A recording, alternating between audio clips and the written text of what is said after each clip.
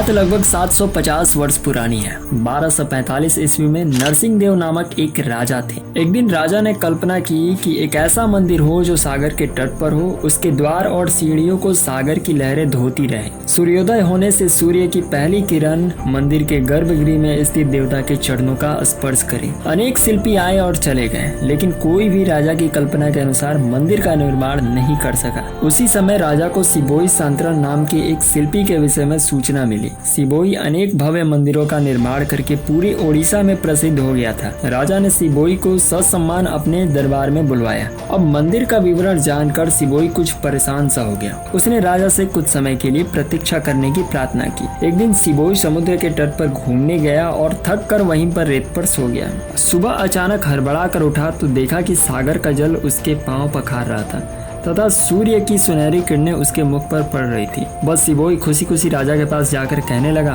महाराज, आपकी कल्पना के अनुरूप मैं मंदिर बना दूंगा। आप राज पुरोहित से शुभ मुहूर्त निकलवा लें ताकि नींव का पत्थर रखा जा सके। शुभ मुहूर्त के दिन शिलान्यास कर दिया गया। अगले ही दिन सिबोई ने सागर के किनारे किनारे पत्थर डलवाने शुरू कर दिए।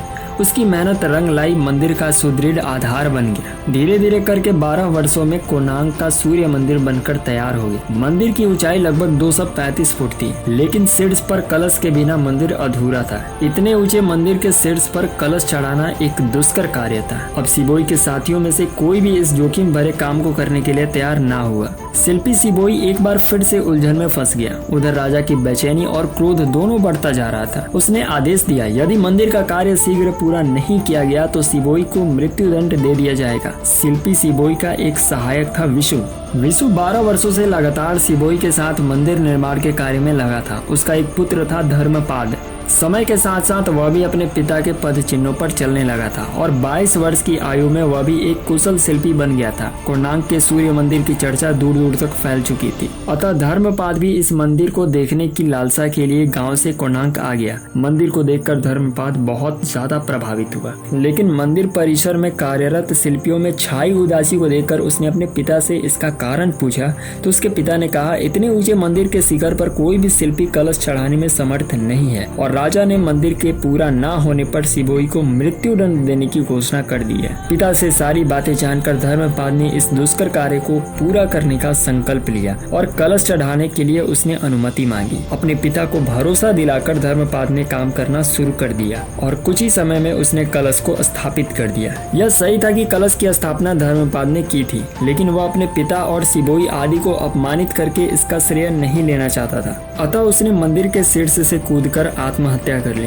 कोणार्क के सूर्य मंदिर के साथ धर्मपाद का भी नाम अमर हो गया। 1256 ईस्वी में मंदिर का कार्य संपन्न हो जाने के बाद राजा निहाल हो गया। अपनी कल्पना को साकार रूप में देखकर उसने सभी शिल्पियों को बहुत सा धन और सम्मान दिया। कोणार्क का सूर्य मंदिर अपने आप में कला और कौशल का एक अद्भुत नमूना है। जिस समय यह बना था तब समुद्र की लहरें इस मंदिर के द्वार और सीढ़ियों की धुलाई करती थी। आज समुद्र इस मंदिर से 2 किलोमीटर दूर खिसक गया है। कोणार्क मंदिर सूर्य भगवान के रथ के आकार का मंदिर है। 12 महीनों के प्रतीक यानी कि 12 जोड़ी अलंकृत महाचक्र इस मंदिर रूपी रथ में बने हुए हैं। प्रत्येक महाचक्र यानी पहिए की ऊंचाई लगभग 3 मीटर है। सूर्य के 7 अश्वों के परिचायक के रूप में यहाँ पर 7 विशाल घोड़ों की मूर्तियां भी हैं। वास्तव में सूर्य के 7 घोड़े उसकी किरणों के 7 रंगों के प्रतीक है। सूर्य के ये 7 घोड़े 7 दिनों का स्मरण कराते हैं। पहियों में बनी 8 तिलियां दिन के 8 पहरों की प्रतीक है। पहियों पर बहुत बारीक और सुंदर नक्काशी की गई है। पशु पक्षियों और विभिन्न देवताओं की मूर्तियां भी बनाई गई हैं। यह मंदिर सचमुच स्थापत्य कला की विशिष्ट धरोहर है। मंदिर की शिल्प कला की एक विशेषता है कला की बारीकी।